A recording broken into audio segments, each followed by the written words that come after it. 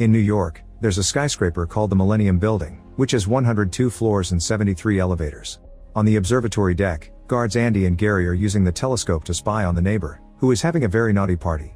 As it starts to rain, the guards go back inside before some lightning causes the power to fail for a second. While Andy goes to the bathroom, Gary notices his watch acting weird at the same time the elevator opens. As thunder continues to crash outside, Gary struggles with the elevator doors because they refuse to stay open. Suddenly Gary's flashlight turns on by itself, and when he tries to turn it off, the elevator doors shake along with his hand. At that moment the doors close and Andy hears Gary scream, so he immediately goes back. He finds Gary holding a destroyed flashlight and blaming the elevator, which he is afraid of now. Andy thinks it's nonsense and forces him to come along. The next day, a group of pregnant women finish their yoga class and get in the elevator. They notice it's going down faster than usual when suddenly the box sparks and stops. The guards hear the alarm and point out it's the third time this week that this happens, but they never find anything wrong with the elevator. In just a second the alarm shuts down and the guards assume the elevator is working again, so they don't call maintenance. However, the elevator is still stuck, and when the women try to press the emergency buttons or use the emergency phone, nothing happens. Their own phones have no signal either, so the women have to wait. Eventually the guards get a call from another tenant saying the elevator isn't working, which surprises them because the lights on their computer are fine. In the elevator, the women are starting to lose their patience because it's getting too hot and hard to breathe. When maintenance finally arrives, the guards cut the power so the technicians can force the door open, but not even the key works. Meanwhile, the women activate a very loud alarm by accident and at least 2 of them start having contractions. In just a few minutes, all the women are feeling the contractions and one of them even starts giving birth. The maintenance team announces the doors are stuck, so a guard arrives with an axe, desperate to help because one of the women is his wife. A technician thinks it's too dangerous and tries to stop him, so they end up fighting on the floor. At that moment the elevator starts going down really fast even though the power is still out. When the elevator makes it to the lobby, the guards run to open it and are shocked to find actual babies inside. Meanwhile, technicians Jeff and Mark stop at a diner to have breakfast and Mark calls out a rude man for mistreating the waitress. The man responds by punching Mark, throwing him at a table before leaving. Their breakfast is interrupted when they get a call from their boss telling them to go to the Millennium Building to fix the elevator. At the same time, reporter Jennifer is sent to the Millennium Building to cover the incident with the pregnant women, who are now being taken away in ambulances. Jennifer tries to ask the mothers some questions, but the cops forbid it. When Mark and Jeff arrive, they're told about the elevator issues and manager Milligan wants them to get it fixed quickly because he's afraid of getting sued. Mark and Jeff are then taken to the engine room on the roof. While the duo checks the engine, they chat about a mechanic who recently self-deleted, which is strange because he'd seemed very happy. The guy thinks the engine may have been hit by lightning, but Jeff considers the idea ridiculous. A few hours later, the duo is done checking everything yet couldn't find anything wrong, so they just leave. In the meantime, a blind man is at the hairdresser's, who secretly gave him green hair. It turns out he uses being blind as an excuse to get too handsy with her, so this was her revenge. When he and his guide dog get in the elevator, he chooses to go down, yet the elevator starts going up. It doesn't stop until floor 91, which is still under construction and currently empty, meaning nobody could have called it. The man presses a bunch of buttons but the elevator doesn't work, so they come out. The doors immediately close and the elevator goes down without them. The man calls for another elevator, which causes the dog to growl. The elevator goes up at great speed and when the screen announces floor 91 the doors open, but there's no box. The dog barks to warn his owner, who takes a step anyway and falls. He manages to hold onto the edge and the dog tries to pull him out, but the weight is too much and they both end up falling into the shaft.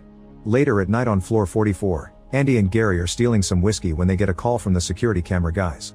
They explain an elevator is quickly going up but there isn't supposed to be anybody in the building at this hour.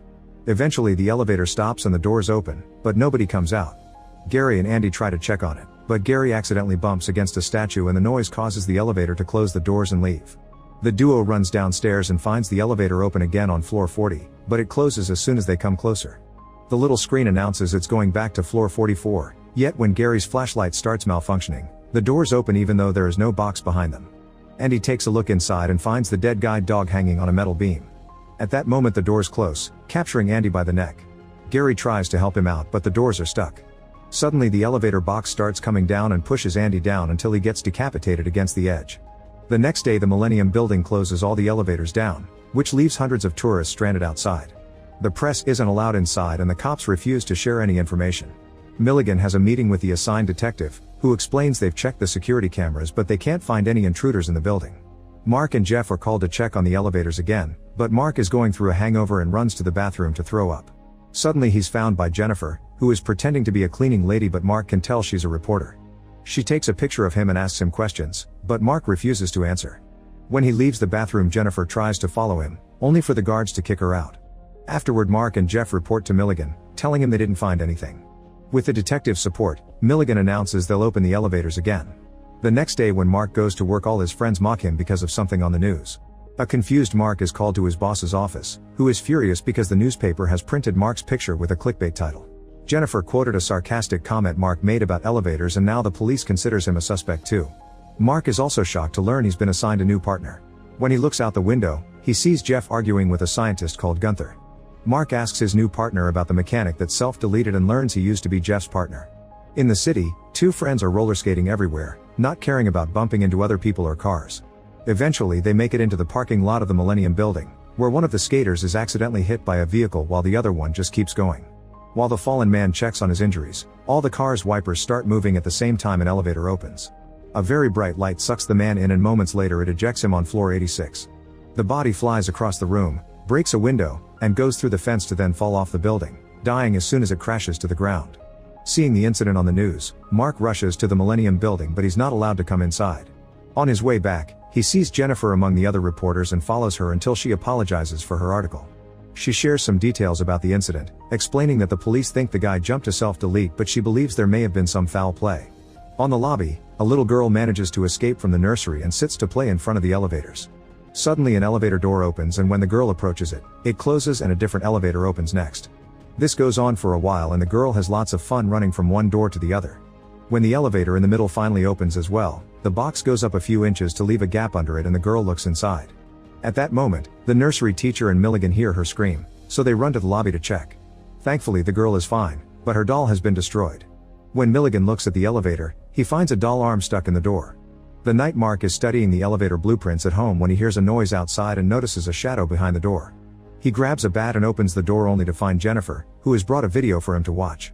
It's a security recording showing the whole incident with the roller skater, and Mark thinks this proves the guy self-deleted. However, Jennifer rewinds the tape to show him the timestamps. The elevator only took 2 seconds to go from the parking lot to floor 86, which should be impossible. Mark finally agrees something fishy is going on and brings Jennifer along to visit Jeff, who hasn't been answering his phone. Jennifer asks him to watch the tape, only for Jeff to freak out and yell at them before leaving in the van. This isn't usual behavior, and when Jeff's wife comes out of the house, she confirms Jeff hasn't been himself lately. Jennifer and Mark leave and decide to have dinner together, during which Jennifer admits she thinks the elevator is haunted. After dinner, they go to Jennifer's office and use her computer to search information on Gunther, since he's the one who designs the elevators for the company. He used to work for Kodelt Industries, which was shut down after an investigation regarding bribery and illegal use of government money. Another article reveals the company used to work for the army making weapons.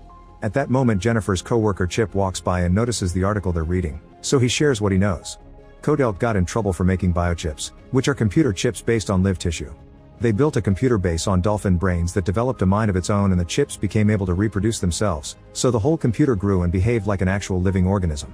However, nobody knows what happened to it. Chip never heard the name Gunther, but he agrees to help them look for information. On their way home, Jennifer tells Mark she believes the elevator is haunted. The next day Milligan gets in the elevator and some blood drops fall on his shoulder. When he looks up, he finds the hatch open. Suddenly the elevator stops and Jeff's dead body falls through the hatch.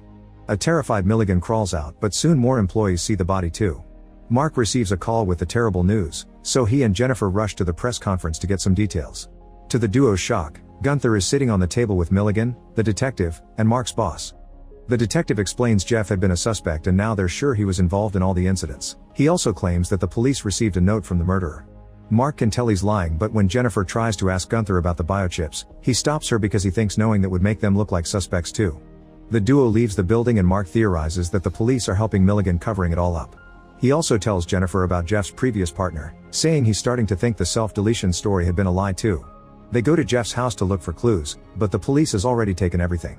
Jeff's wife points out that he died the same way as his partner, which confirms the self-deletion story was a lie. Next, Jennifer and Mark visit Jeff's partner's widow, but she won't open the door, so Jennifer picks the lock. When the duo comes inside, they find a creepy altar dedicated to the dead guy. The widow finally agrees to talk and explains her husband was killed when they left him bleeding inside the building for 3 days. She thinks his spirit is still around and will only find peace when he gets his revenge.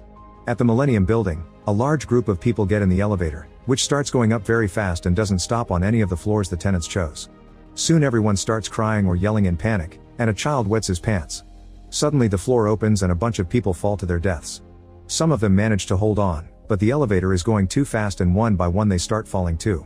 The elevator never stops and eventually bursts through the roof, destroying half of the engine room. This time the incident reaches the White House and the president appears on a press conference saying all the elevator deaths were an act of terrorism. At the same time the boss of the elevator company meets with Gunther and tells him that since he created this monster, now his responsibility is to kill it. Back to the Millennium Building, the police are showing up with more men than usual as part of an official operation. Jennifer arrives driving Jeff's van while Mark hides in the back. She pretends to be a company employee delivering elevator materials related to the investigation, but the cops still want to search the van. At that moment she gets a call from Chip, who tells her that biochips are still an ongoing project and now they're using humans instead of animals. The police get tired of Jennifer buying time and force her to hang up before locking her up in a room. Meanwhile Mark gets out of the van without being seen and enters the building by hiding underneath a police truck. While the cops keep bringing in boxes of ammo and explosives, Mark carefully sneaks around and uses his master key to open a service elevator, jumping on top of the box right before the cops use it to reach the last floor. Once the way is clear, Mark takes the stairs to the roof and dodges a few cops before entering the engine room. There he uses his key again to activate one of the main elevators, which is seen by the guards on the main computer. After grabbing a lamp, Mark goes back to the last floor and rushes into the main elevator right before the cops could see him. At first it doesn't move, but when Mark touches the hatch, the elevator immediately starts going down pretty quickly. Using the buttons does nothing, so Mark forces a short on the elevator to finally make it stop. Next Mark climbs on top of the elevator box and uses the buttons there to control it. He goes up a few floors and makes the elevator stop when he notices a mysterious message on the wall written in blood. Mark checks inside a hole and is startled when a bird flies out, but there's nothing else so he starts going up with the elevator again. A few floors later, he finds a strange white substance on another hole and sparks on the cables above. When he tries going higher, the police make it to the engine room and deactivates the elevator, so now Mark has no choice but climb up using the cables. He discovers a compartment in the wall and forces it open, which makes the box in the engine room shake and spark too. Inside the compartment he discovers the large glowing biochip and doesn't hesitate to stab it multiple times. At the same time the elevator box in the engine room catches on fire and starts going down. The biochip hasn't died yet so Mark keeps on stabbing. The cops use explosives to blow the elevator door up and they start going inside, intending to capture Mark. The flaming elevator box is coming closer, so Mark moves out of the way to avoid death. Most of the officers quickly get out but one of them trips and his legs are left hanging over the edge, so the elevator box splits his body in half on its way down. Mark gets ready to escape, but a second elevator goes up and causes some cables to tangle around his legs, so he's dragged along. Using all his strength, Mark manages to untangle the cables and jumps off right before the elevator crashes against the engine room. Debris starts falling and Mark has to hide under a beam to survive. Meanwhile Gunther arrives at the building and is allowed in because he has a special pass. The operation leader recognizes him on camera and realizes this isn't related to terrorists. While Jennifer gets into the vents to escape the room, Mark leaves the elevator and steals a weapon from the police boxes. Then he goes to floor 65 and opens the elevator door to find the biochip again. He gets ready to shoot only for Gunther to appear next to him with a gun. Mark quickly disarms him and a fight ensues during which Gunther tries to kick Mark down the elevator shaft. Gunther almost wins the fight but it's interrupted by Jennifer, who grabs the gun and forces Gunther to surrender. Mark uses the chance to grab the cop's weapon again, but Gunther blocks the door to protect his precious creation. At that moment the cops arrive and Gunther uses the distraction to capture Jennifer as a hostage. She bites his hand to free himself, and as soon as Gunther is alone, the elevator cables start moving like tentacles to grab him and drag him to his death. Mark's leg ends up tangled in the process, so Jennifer throws him the weapon and he uses it to finally destroy the biochip. The explosion sends Mark back into the corridor and the cables drop Gunther's body. Sometime later Jennifer goes to pick up Mark at the hospital when he's finally recovered. They get in the elevator and are startled when it suddenly stops, but it was Mark pressing the emergency button by accident. Then he and Jennifer share a kiss. Make sure to subscribe and turn on notifications so you can watch more videos like this. Thanks for watching.